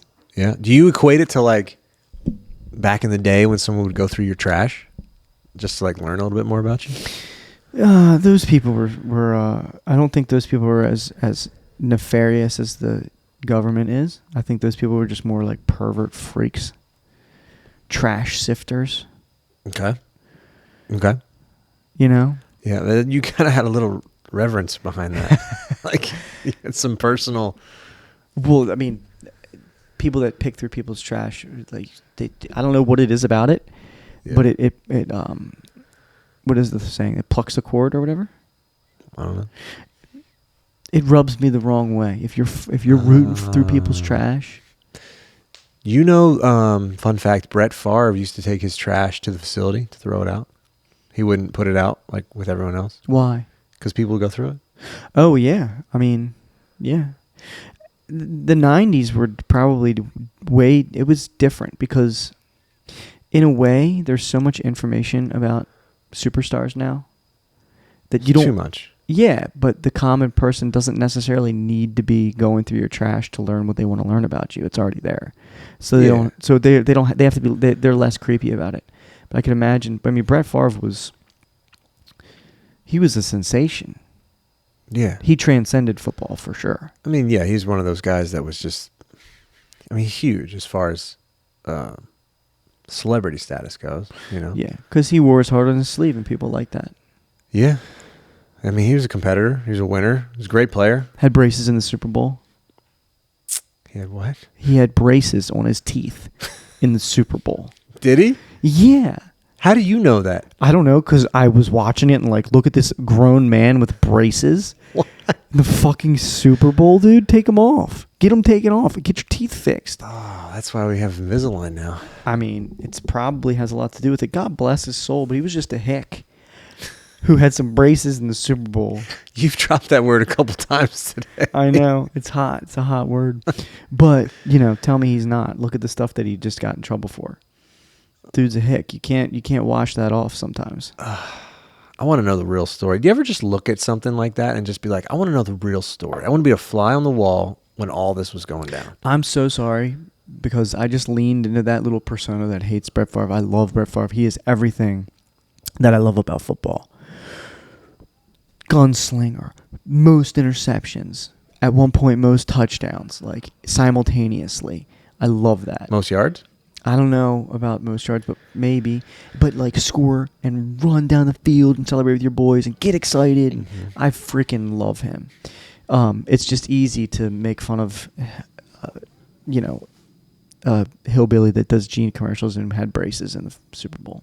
Yeah, it's just low-hanging fruit. Low hanging fruit. And, you know, sometimes you fall victim to it. But I think he was great.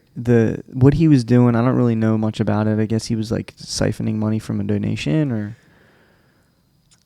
I don't know, retirement, like a state retirement account or something? What was it like? It was money that was meant for the school anyway, and he made sure it went to like the volleyball team his daughter was on or something. I don't know. We know nothing about this, apparently. I know even less. I don't know. I just know that he was vilified for, or maybe he still is being vilified. I don't know. And maybe rightfully so. I don't know. I don't know what's going on. Well, he doesn't have a great record. Like from the dick pic scandal, yeah, to some other stuff, and this. Mm-hmm. There's a fly circling me.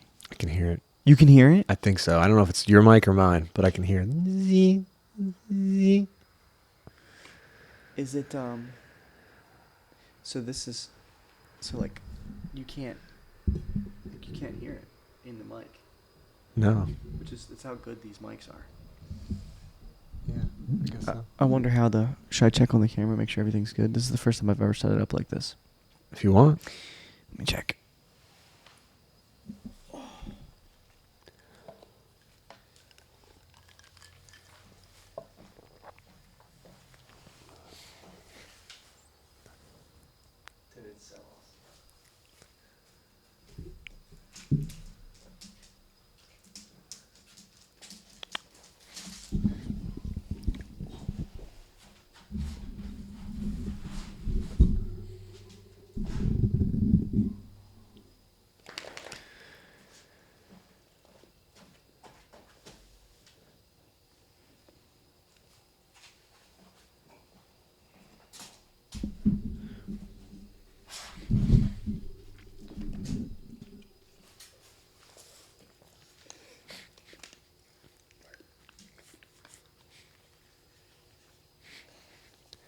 Hold that up to him. What? The glass like you're gonna squirt him a bit. I know it's terrible, but we can't have him just freaking hounding on us. Got to get on a mic. Yeah, we should, so we can hear him go. Try and sleep at night. He's like, How old is he? 15. Really? Old. No. Yeah. He looks good for 15. Yeah, he looks good. He's losing his mind. I mean, he's 15 for a dog. That's really old. I call him Joe Biden. He's Biden. Him and Biden have the same brain function. I don't know. Biden might have less. That poor guy. Dude, I mean, come on. It's painfully obvious that he's a prop. He's a pawn, you know? It's you're right. It is painful. And I mean, it's just like it's elder abuse. You know? It is elder abuse, but why? Why him? If you're gonna like why? What do you mean? Like, he has done so much bad throughout his decades long service in government that everyone has something on him. So they're like, dude, you're going to do this. Oh, yeah, you think? Yeah. I mean, that's what politics is, you know? You do me a favor, I'll do you a favor. You have my dirt, I have yours. Fuckers. Those people aren't for us. They're for themselves. They're the worst. They're the worst people on the planet. I mean, you're not getting into politics because you're a good person. Why? Why? Because the good people don't make it through. That's been the beginning since this country has been founded. If you read a number of historical books or, you know, books on presidency or even how our politics came to be, you'll see that our founding fathers kind of warned us against doing exactly what we're doing, a two-party system. Right.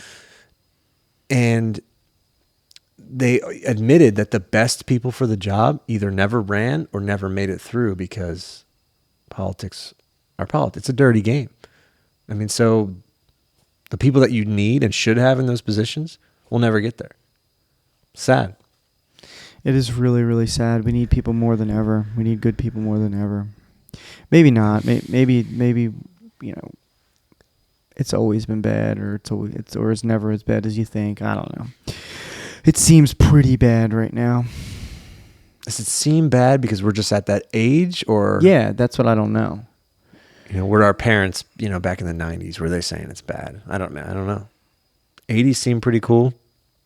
90s seem sweet. 90s seem cool. Everything's cool when you look back at it and say that, you know, the world didn't end because of nuclear war. But right. Like when you're in it and you're like, dude, this sucks. Yeah, it's pretty bad. I go to bed at night worrying about stuff. You're a big worrier. I'm not a big worrier, man, but like... You're a big thinker. You like to figure stuff out in your head. By yourself. Well, I also don't really... There's... How many billion people on the planet? 8 billion? Is it 8 or... Did we get up to 8? I don't know. 7? Are we at 7 now? I'm not sure how many, but there's a lot. There's over 5... I think it's 7 billion people. Over 5 billion people. Yeah. A group of like 100 politicians are like fighting for what? And potentially going to go to cause a World War III, maybe nuclear war, and end civilization. There's 7 billion people that don't want that, and there's a couple hundred, 1,000 that are like leading the charge, and because they probably, I don't know. I bet you not many of them have like big dicks. Okay, I didn't think you were going to say that. Why? Why is there dick size? What is that? What do you mean? Think they got like small? Like they're overcompensating? Yeah, they're insecurity, and okay. I don't know. Maybe that was the wrong way to put it. I mean, why do you? There's an abundance. There's an abundance of resources. There's an abundance of food, water. Like this is not necessary. My question is, it's like dog chasing a bus, dog chasing a car. What are you going to do when you catch it? So if you're fighting for complete and total power, what are you? That's loud.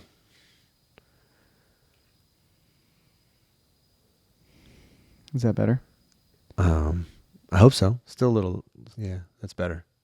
I feel like they might be like peaking. I don't want them to peak. What's peaking? Like where you talk and it's so loud that it pops. It's no good. You can't use it. It ruins the audio. And this is my first time ever using this. I don't know. This could all be trash. When you explained it to me last night, you explained it like you were coming from an area of like you'd done it before. You really sold me on it. Well, I didn't mean to sell you. Why did you think that? Just because I've done research. I put effort in. You were explaining it from. It sounded like from an experience. Well, I have experience in that I've tested it. I haven't done I haven't done like a show, like an hour recording. So this will be the first one. And it's good that we're getting it out of the way because I have to do this with strangers in like the week. What's your setup going to be like there? Like this? Yeah, exactly this. I need to find something to put the mics on. Because I want to set the mood. Like you got to be in the mood to like. I think that the headphones aren't necessary. They're cool. It sets the mood, right? Like kinda. Yeah. It makes you feel all right. We're here to talk to each other. Yeah. And you can hear it, and it's more intimate. Sure. Intimacy is important. Yeah. The connection. Yeah. All right, so we're getting off track. So yesterday we had a talk. We probably should have recorded because it was just we hadn't seen each other in a while. Yeah. And we chatted, and it was great. But love having you here. But I want to know when you're preparing for season or when you're in season, what a typical day looks like for you. Well, what day? They're all so different. Okay. So, why don't we start with like, what is a typical day in March look like for you when you're home? March when I'm home. Well, right now, my off-season workout consists of 3 days. I work out 3 days a week, Monday, Wednesday, Friday. So also depending on what day it is, I'll take the kids to daycare. Mm-hmm. Usually what I'll try to do is I'll try to drop the kids off at daycare and kind of parlay that into dropping them off and then going to the gym afterwards, kind of just maximize my morning. So drop them off and then I'll go to the gym, start out with a warm-up, light stretching, calisthenics. Then I'll go into kind of like the running portion, which isn't crazy in the off season. It's just kind of the way ours is set up is you can make it as nuts as you want, or if you just want to just do the bare minimum, you can, whatever your body's feeling. Yeah. Then I get in the lifting portion. Hit a couple areas that I think kind of maybe I've missed or might need a little bit more. Stretch, kind of like a cool down. Head home. See what the wife needs help with, if anything. Clean up the house a little bit. Just kind of get ready for the tornado that is having 2 kids with the third on the way. So normal life. That's as closest to normal life as you are. Yeah. Maybe check the bagel shop, see how it's doing. Ah, the bagel shop. Bagel shop, yeah. Yep. Do you think your passion's bagels? No. I'm kind of understanding my passion a little bit more nowadays, and I think it's just like providing. Hold on a second. Yeah, he's got to go in.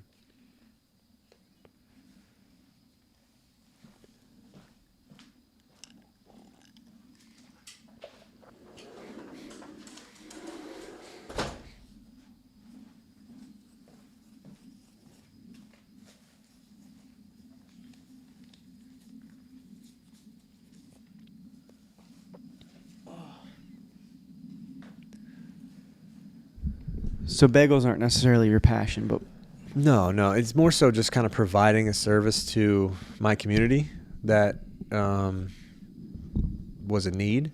And yeah, I think this had been a need in this community for a while.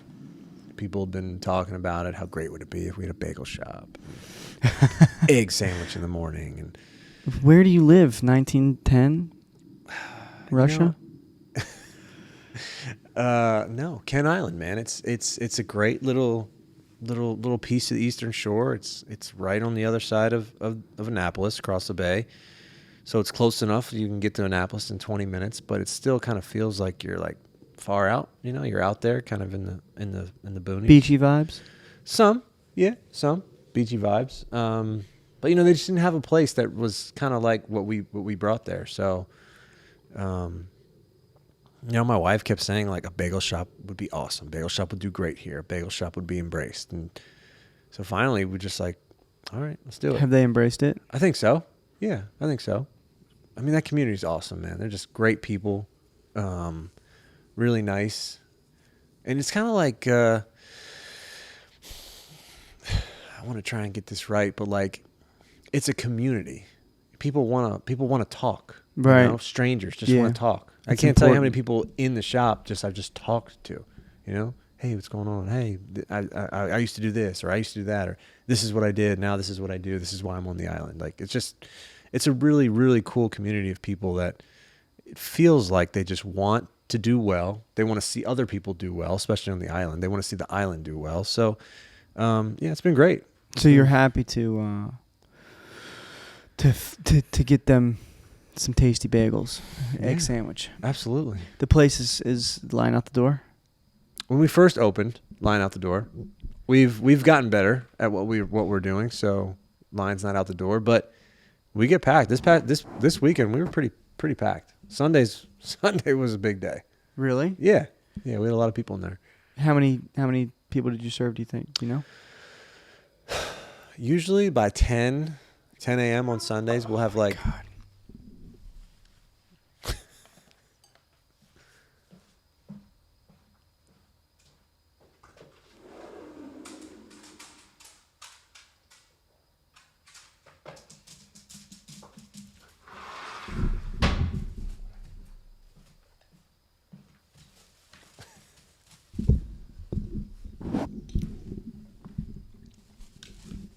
Still playful. Don't come near me. He's too much, dude. Man's best friend.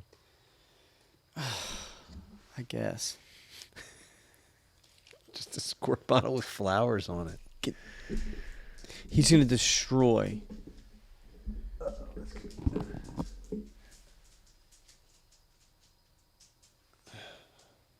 Jack's gonna put an end to our podcast. He might. So anyway, all right. Well, so it's I loved the service industry, the restaurant industry. Yeah, you were in for a while. What was Yeah. your aunt? Yeah, my aunt owned a bar. And Yeah. I worked there, waited tables, busboy, bartended, Yeah. whatever. And it's great because you're serving all different kinds of people. So you're talking to all different kinds of people. You're working with all different kinds of people, from the bartenders to the hostesses to the dishwashers. Mm-hmm. So it's great. I love it. Yeah. So I can see the attraction for sure. Yeah. I mean, I think too, the food service industry, you just get to interact with people daily. And, like you said, you hear different stories, you meet new people with different backgrounds, different walks of life, different ways of thinking. It's kind of like that, especially the people you work with, like it's a melting pot of a lot of stuff. But then like the people that come in that you get to interact with, it's really cool. I kind of enjoy being like behind the scenes. A lot of people that come in don't really know who I am or what my role is or what I do there, which is kind of like nice, And they don't know that you're in the NFL. Well, I think people know that. I guess the story is that an NFL player owns the bagel shop, and I just don't think they see me and they're like, "That's him." I think they're just kind of like, "Oh, who's this guy standing behind the counter?" Which is nice. NFL player's like freaking brother-in-law. No, I mean, that little anonymity is cool. It's nice, and I'm just kind of able to talk with people nonchalantly, and they're kind of giving me their unfiltered opinions and tips on things, and not knowing who I am. Right, and not with that dash of I hope this guy likes me because I know he's in the NFL. Right. Yeah. Or I hope he likes me because he's the owner. Like I just, I want him to like my opinion. So what do you ever like work the register? No. Take orders? No. What do you do when you're there? I just make the bagels. And then hang out and just kind of like watch? Yeah. Yeah. I'll get there early. When I do get there, usually try to get there around like 4, which never works out because I never get there at 4. My dad's always there really early. And then that's so crazy. That's really crazy early. You got to get up at 3 o'clock to get there at 4? Yeah, 3:30. I mean, I live right there, so. What time does your dad go to bed? He usually goes to bed around 6. Wakes up at 1. What? Yeah. Yeah. He's grinding. I mean, he's putting the hours in. Like, I don't get it. I just don't. He's a machine. He's doing great. He goes to bed at 6 o'clock? Usually around 5, 6 o'clock. I guess it's like the night shift. It's kind of. Yeah. That is insane. We're bouncing around, and I hate to bounce. I hate that, but it's just how it goes sometimes. So, back to your schedule. Oh yeah. In season. All right, so let's see how we can do this. Sunday. In season, each day is so different because when you finish playing an NFL game, the biggest thing is recovery. Right. Like, can you get back to being able to play at 100%? So that starts the second that you get 4 zeros on the scoreboard. That starts then. What do you mean? How? Like, so immediately I'm thinking, okay, what can I get into my body to help me recover? So I'm hydrating. I'm trying to get food. They got food for us in the locker room. I'm taking a cold shower, hopping in the ice tub, trying to get my inflammation down. Maybe the hot tub, depends, just to kind of get some blood flow back going. Some whatever you need, maybe some anti-inflammatories, just something to kind of help get that process going, right? Maybe I'll do a little cherry juice, which is great, by the way. So what's cherry juice good for? Inflammation? Inflammation. It's got a little melatonin in it. Kind of helps calm you down a little bit. Melatonin? Mm-hmm. Really? Yeah. Okay. So that'll start like right after the game. Mondays, wake up, and then we'll do a workout. So we'll get like a flush workout in. What's a flush workout?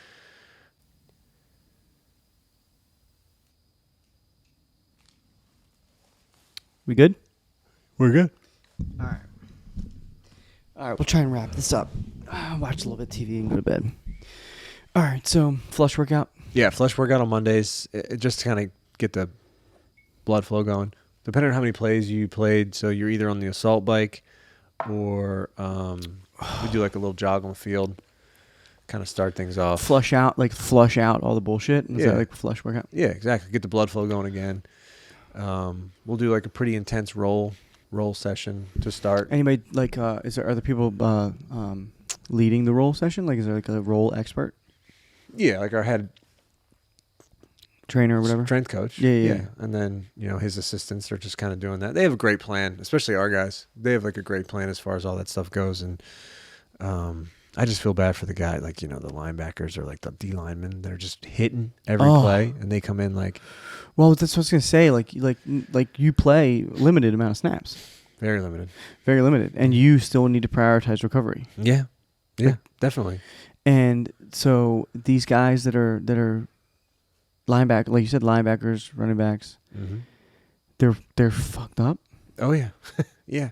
It's like being in a car accident, and then some of them walking funny. Some of them got like, the shoulder can only go so far back. It's tough. It's tough to watch, but they do it. They do the workouts like everybody else, and then we'll go lift. And, it's a legit lift too. I mean, it's not like we're going in there and just throwing some weights around and we're like, okay, we're good. Like, no, we'll squat, we'll bench, clean, high pull, jump. We'll do jumps. We'll do some auxiliary stuff. High pull? Yeah, like a clean. You just don't catch it. Yeah, okay. You just high pull. Yeah. And, you go as heavy as you think you can go, or you got to go lighter, you go lighter. But that's kind of like our flush workout. And then Tuesdays is an off day, mandatory in the NFL. I'll come in, ice tub in the morning, try and do some more recovery stuff, whether that's rolling, stretching, maybe a combo of the two, some mobility stuff just to kind of keep the joints moving. Maybe some stuff in the training room. And then I'll head up. I'll go to watch film. I'll go watch film with my special teams coach. We'll just break down, our opponent. We'll watch some film from around the league, some stuff that's just kind of unique and different. Yeah. NFL is a copycat league, so if something is working, usually everybody's going to Football is a copycat sport. I mean, yeah, of course, So if something's working or something's like the new fad, we'll like take account of it and be like, okay, maybe we should keep an eye on this and see how many teams are doing it. And then, Tuesdays I try and get out of there a little bit earlier by like noon. My kids go to school till 2, so I'll try to pick them up. That's awesome. Around 2. Yeah, that's cool. Try and time it up to like get some lunch and then head home and pick them up. And then just playing with them once they're home, spend as much time as I can with them. Cause like Wednesdays is a big day. Wednesdays and Thursdays are like our long days. I'm there at like 7:30, hitting the ice tub as soon as I get there.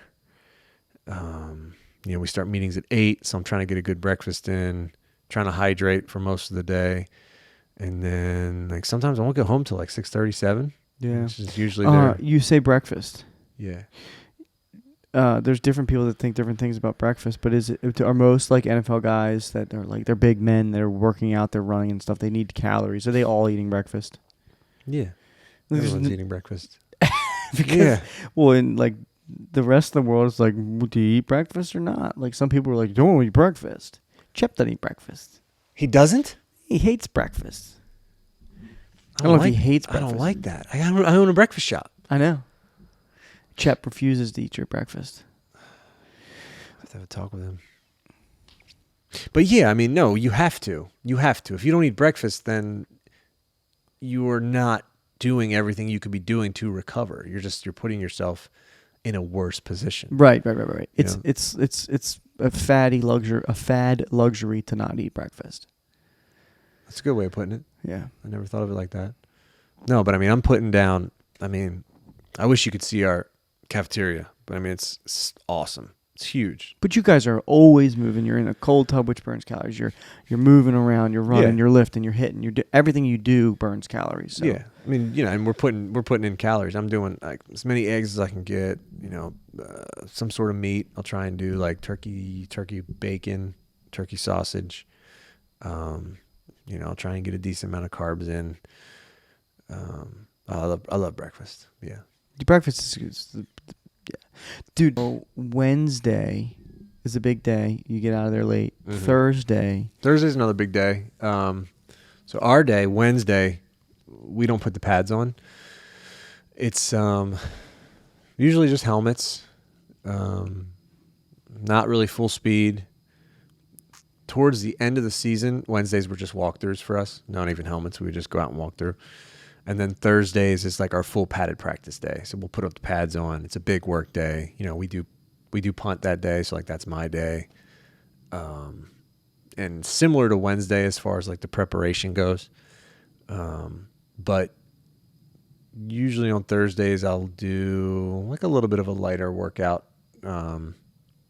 Wednesdays I'll do a lighter workout. Thursdays is more of like a recovery day.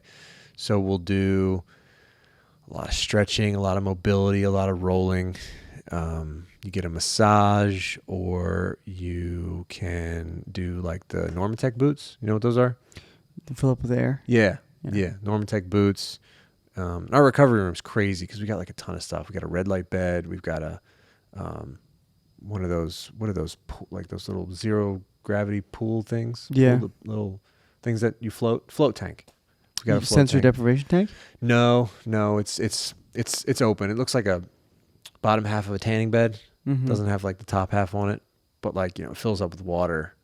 You're not getting wet. It's like a bag almost, but like you still feel like you're floating. You ever been in a sensory deprivation tank? No, I'm too scared. I don't know what's gonna happen. Nothing's gonna happen. It's gonna be really dark. Yeah, but your mind is gonna start doing things. Well, it's because you're basically just one with your mind because you're floating in. You have no senses. Your senses are deprivated. There's no sound. There's no light. And then the water is the body temperature, and there's so much salt that you float, so you can't feel your body. So really, you're just a brain floating through the universe. It's weird. Nope. Never done. I have so many things. I could go off on a tangent, but let's finish your week. Okay. So that's kind of like Thursday, and again, I'm getting home pretty late. 6:37 maybe. And then Fridays, calm fast Fridays, just kind of in and out. They're quick. Same start time. We get finished a little bit earlier, kind of like around 2:00. And then I go and get a massage and a chiropractor. I'll get all that taken care of. Soft tissue work, get my back cracked and readjusted, realigned. Chiropractor? Mm-hmm. Yeah. In the facility? No, I go see someone off site. Okay. And they're great. It's a husband and wife combo. They're awesome. And Do you think they crack each other's backs? What? Do you think they crack each other's backs? Yeah. Yeah, they told me when his wife was pregnant, he would adjust her back to help with like labor and delivery. Which is kind of cool. Yeah. I think that stuff's neat. And again, like each day I'm watching more and more film, like a little bit more, just trying to find like something. Of your opponent. Yeah. Just trying to find something, you know, like a tendency or something that they do, something that just kind of gives away what rush they're going to do. So you're watching film to make sure you can prevent a blocked punt or field goal. More so a blocked punt. Yeah. I mean, field goal for sure, but like there's not a lot of games going on with field goals anymore. It's just more so the punt. There's a lot of games going on with punts? Yeah. Like stunts, pick twists, 3-man games, 4-man games, 2-man games, you know. 1-man game? Yeah, 1-man game, but that's more so on the edge. You were talking about like edge guy versus a wing, you know, up and unders, or some guys like to spin, so you just got to be a little weary of all that stuff. What kind of moves are there? There's the pick spin. The pick spin. Would you call it a pick what? Pick twist. Pick twist. Yeah, pick twist. So, you know, you got two guys and one guy in each A gap, and this guy will try and pick your hip, and this guy will twist around, come looping around. Just little games like that. Sometimes, you know, more so they'll try and beat you straight up, or What's all right, so you Friday's Fast Friday, Saturday you're getting ready for Sunday. Sunday's obviously game day. Yeah. Saturday, walk through in the morning. I do like a light workout, like a 45-minute, just like up-tempo workout to get my heart rate going, try and get a sweat going, trying to get the blood flow going. If it's an away game, right after the walkthrough, we make the rookies go get lunch, bring back lunch, and then we get on the plane. We go to the plane, get on the plane. If it's a home game, rookies, no lunch, you're good. I'll just head home, hang with the kids, hang with the wife, hang out for a bit, and then around 6, I'll go to the hotel, check into my room. We have mass We have dinner. We have mass. We have special teams meeting, team meeting, and then we're pretty much done for the night. I love that mass is something that is like it's part of it all. It's optional. Yeah, but sure. I go to it. I've been going to it since I was in college. Obviously going to mass when I was younger and growing up. How's the attendance? Not that much. Really? Yeah, it's probably me and one other player and 3, 4, 5 coaches. Oh, jeez. Nobody goes. No, not a lot of people go. A lot of people go to chapel. What's chapel? Chapel's like more of a non-denominational Christian-based spiritual type thing. Yeah. So you're in the hotel room, you check in, you go to mass. Yep. Mass, special teams meeting, team meeting. Go to snack. I'll grab a snack. Snack is like second dinner, really. Grab some snack, and then we'll just hang out, talk shop, talk about whatever. Bullshit. Yeah. Laugh, have a good time. Have a good time. Maybe there's a game on, maybe there's something on TV. We'll talk about that.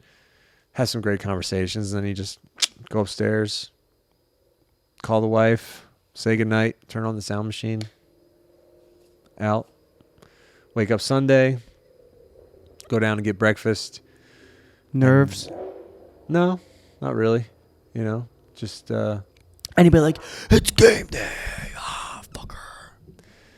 Sometimes. Yeah. Sometimes guys will come in, just, being a little rowdy and just being like, like you just said, let's go. It's game day, boys. What do you say? Thielen was big on that. He was big on coming in and being like, it's game day. What's going on? What are we doing? We ready? He was kind of getting the guys fired up. That was cool. But, I just eat. Again, just fueling my body, trying to get the best out of myself that I can.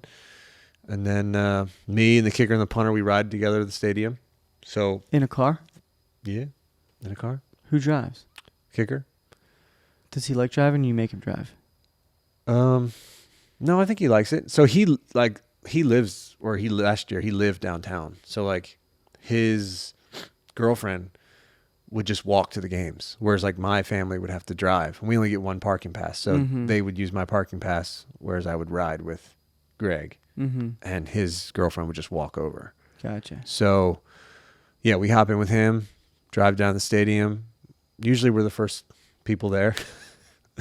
But, I start to get my stuff on, get my tights on, get my shirt on. I'll go see the chiropractor, get adjusted. If I need like a quick little massage, I'll get like a little massage, and then I'll just kind of start my warm-up stuff, my activation stuff, trying to get certain things clicking and firing at the right time. Go out on the field, take a video for the boys, hit my warm-up pretty good, try and get like a good sweat going, throw a little bit, I'll throw the ball, and then I head in, get my pads on, come back out, wait for Ryan and Greg to tell me like, hey, I need some snaps, or hey, I'm ready to go. And then we start our warm up. That's it. That's game time. Nice. Then you do it all over again. Do it all over again. The weird part is like if you play on a Sunday and then your game's like on a Monday or it's a Thursday night game, they're the worst. The worst. You'll go Sunday and then have a Thursday night game. Yeah. And then be off the following Sunday, obviously. And then you'll have a little bit of a mini bye week. Yeah, we call it a mini bye. Yeah.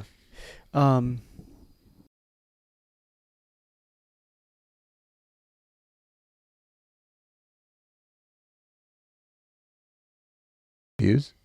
Will's got 70. Dude, fuck off. It's nice. That's a nice solid number. Nobody knows who I am. I liked Will's interview. I'll admit. Will's interview was fucking amazing. I thought his interview was very, very good. I thought it was very interesting. He has some great points. The punch badge. I love that. I think everyone should get that. Him and I's podcast is spectacular. 70 people watching is like there's probably 20 people that don't know either of us that watched the whole thing. That's crazy. That's interesting. Isn't that weird? I'm a nobody, dude, and he's a nobody. We're both just nobodies. Just imagine 20 people just right here that we don't know are listening to this conversation. That's kind of what's going on. I'd be like, why are you listening? This is ridiculous. But it's a good conversation. I sure hope so. So there's no really way that I'm going to end it, and I don't have this. I'm not going to send this back to the studio. We're going to go back to Karen. Karen? Karen with weather. You know, Karen. She's got the tits. Yeah. Okay. I'm going to have to edit that out. Probably. You can't say Karen with the tits anymore. Just Karen wasn't a good name to bring up. You know, Karen's such a negative name. Karen is such a 2020, like a COVID name. Don't be such a Karen. Yeah. Is Karen is it a white woman? I think it's a white woman that calls I think it originated with like a Karen is somebody who calls the police on a black person for just being like the black person's just there, and this like white woman is calling the cops because she feels threatened for no reason because she's racist. That's right. I think that's right. Is that what a Karen is? I think so. Yeah. Yeah. I think it's a look too, right? Well, I think it's evolved into like anybody that just kind of sucks and is white and a woman. Just totally, like, things like that ruin names. That's why it's so hard to name kids. Yeah. Your children, you know? Because, like, if you think Karen, like, if you like that name, which I don't hate it. You know, I don't really like it, but I don't hate it. But if you were like, oh, I want to name my daughter Karen. You're ruined. You can't. You are ruined. You can't name her Karen. And if you're 30, if you're 20 up and you're named Karen, you're ruined. Yeah. Maybe the 10-year-olds won't really remember the Karen thing. Oh no, I think Karen's sticking around. You think it's sticking around? Don't be Yeah. a Karen. Yeah. You know, like Alexa, you can't name your kid Alexa anymore. Karen. I mean, how many people are naming their kid Alexa though? There's a couple Alexas out there. I knew one. I worked with one at Best Buy. No way. Yeah. Shh. Alexa. Where they Shishitano? sold Alexas. A lot of them. Most Alexas. Yeah. For Amazon were sold at Best Buy. So I don't know. Are we sentient beings? Is AI going to be sentient? There's a lot more to unpack here, and we could do it, but we should probably wrap it up because it's late. Yeah, it is kind of late. I don't know what sentient means again. You keep using that word. I think you would explain it to me, and I still Sentient? I don't know what that means. It's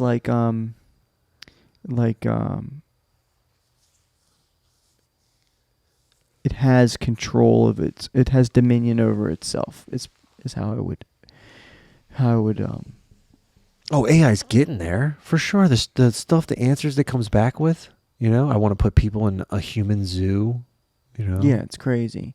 So sentient, I think that means like, you know, you have control over your own self, and you realize that you're aware of yourself. Yeah, I think that's kind of what sentient. I was having that talk. I don't know. Maybe it was in the group chat, but I was like, Terminator wasn't a movie.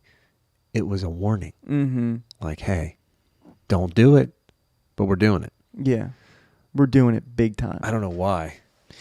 I don't fear like AI taking up arms and shooting us and killing us, but I fear like we're becoming its slave, and we are enslaved to serve it.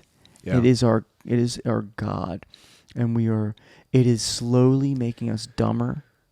It is slowly making us subdued.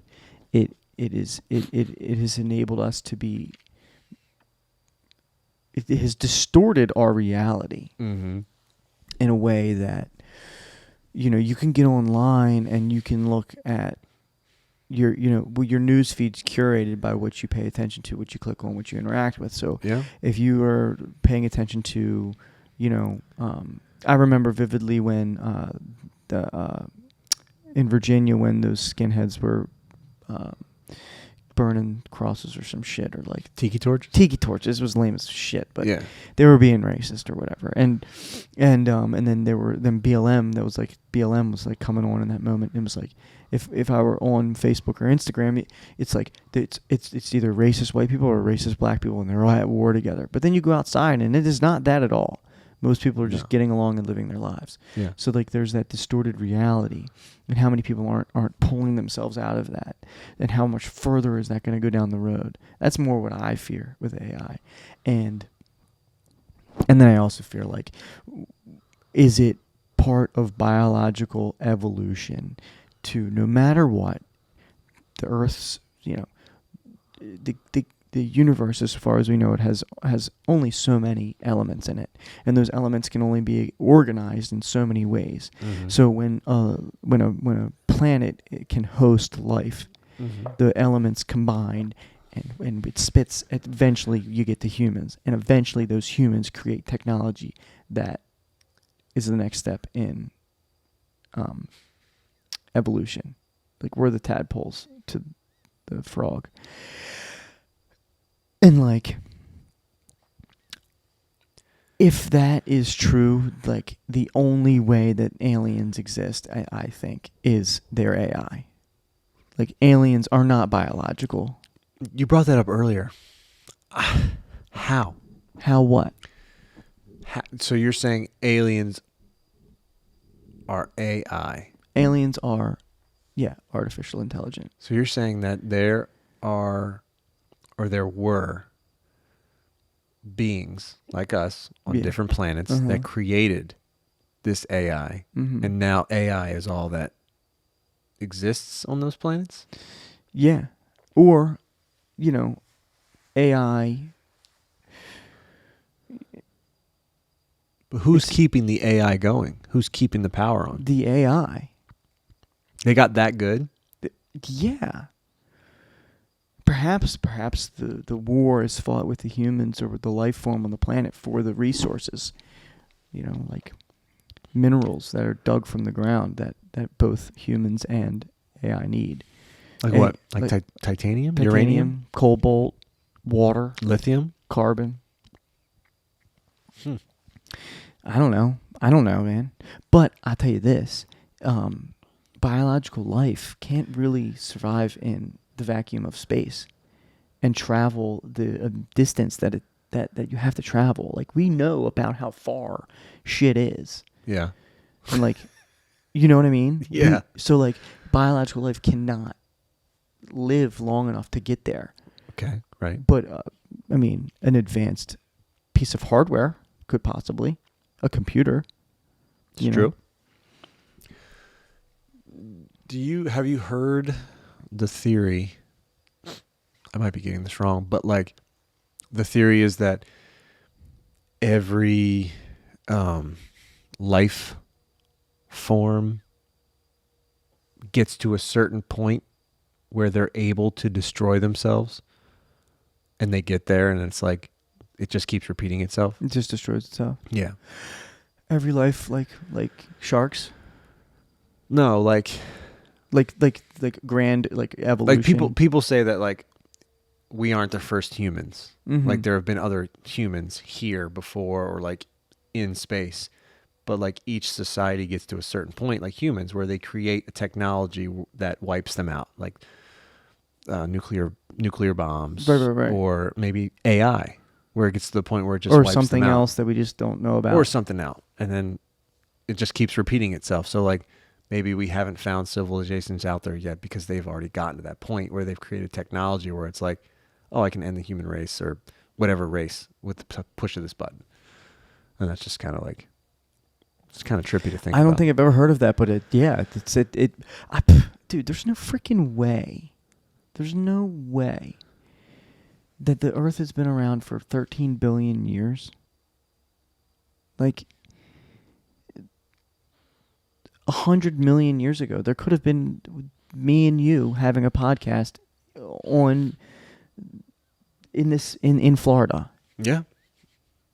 And then a nuclear bomb drops or whatever happens or a comet hits, and it wipes everything out. And then 100 million years go by. Mm-hmm. There's no remnants of these microphones. Right. Oh, remnants of nothing. I buy that all day. It's kind of crazy. It's trippy to think about. Like, yeah.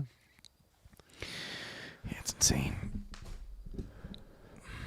And that's it. Cut.